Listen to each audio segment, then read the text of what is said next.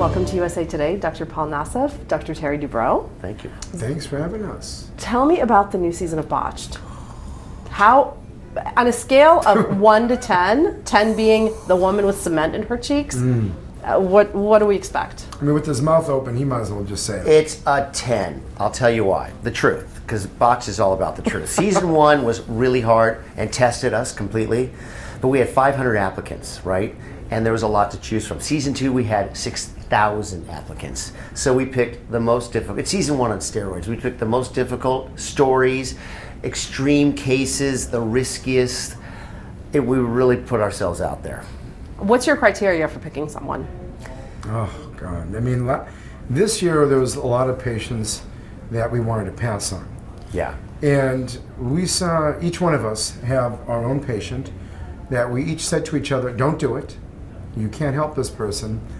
But when you're sitting there, obviously we have to be able to help them. But each one of us had these patients that basically had, like mine was someone who actually hit a wall in Italy on her Vespa and destroyed her face, and it was her nose, who had multiple surgeries and it was destroyed. And he had a patient who pretty much had destroyed breasts with huge implants. I mean, the thing is, if you don't mind, Go ahead, I think jump in. the thing is for us is the variables are ability, difficulty in fixing them, number one, the risks involved, and how bad their problem is. What's the number one reason you turn people away? Unrealistic expectations. Seriously, even on Botched? Like when they have that much damage already? Okay, so if a patient comes unbotched and has had 14 operations that they've demanded they have, and they found plastic surgeons who are willing to do it. And there are people willing to do it, right? There are plastic surgeons. Just like people who inseminate 66-year-old women. You can find a plastic surgeon who's not having a busy month, who's not paying his overhead, something like that. And they clearly have body dysmorphia disorder, but they've had bad plastic surgery that's gone really wrong. And now they're disabled. They can't have a normal life, but they have body dysmorphia disorder. Are they allowed to have a final salvaging procedure to allow them to enter back into life? I say yes, we say yes. Just as long, and we say, you have body dysmorphia. You're not going to be happy with this, but we're going to make you normal and maybe even pretty again. But once you do this, That's it. that's it. Put a fork in it, you're done. And guess what happens after? They want more. Of course. Does Botched glamorize plastic surgery? What do you guys say about that? Yeah, I mean, when I said to you, I said absolutely not. The opposite I is said true. it's the antithesis of it, because you have someone basically who comes in and say, this is what you have to not do. So we're trying to protect people out there, our patients. We're trying to protect the general public. Say, it's not, this is not fun and games. It's real surgery, real complications. Here's what will happen to you if you do A, B, and C incorrectly.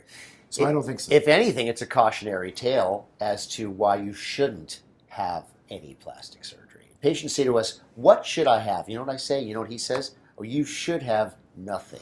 Really? Zero. No. No one should have plastic surgery unless you have a deformity. Okay? But no one should have plastic surgery. Avoid plastic surgery at all costs. And know that it's surgery. It has all the risks and significant complications associated with any surgery, and be really careful. I mean, the point that is made there, because obviously patients have plastic surgery, and that's what we do, is they have to make sure they're doing it for the right reason. Yeah. I mean, because that's what, so someone comes in and has a huge nose, or, does want to have a little augmentation here or there, just can't get rid of a little bit of stubborn fat. I mean, for the right candidates, they're It's the right wonderful. candidates.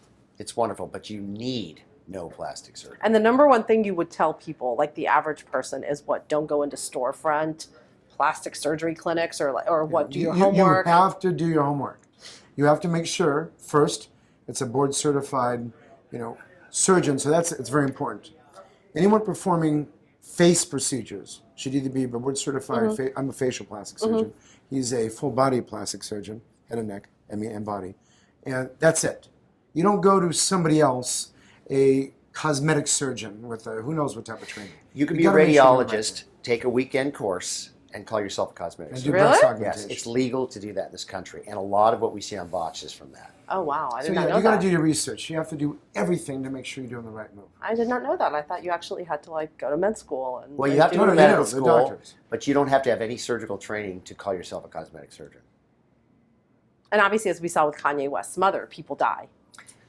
Yeah, but that was a real plastic surgeon. But not board certified. not board certified, and that, unfortunately for his mom, she had been passed from surgeon to surgeon because she was at risk of a cardiac problem. And she finally found someone who said, oh, I'll just go ahead and do it. And look what happened.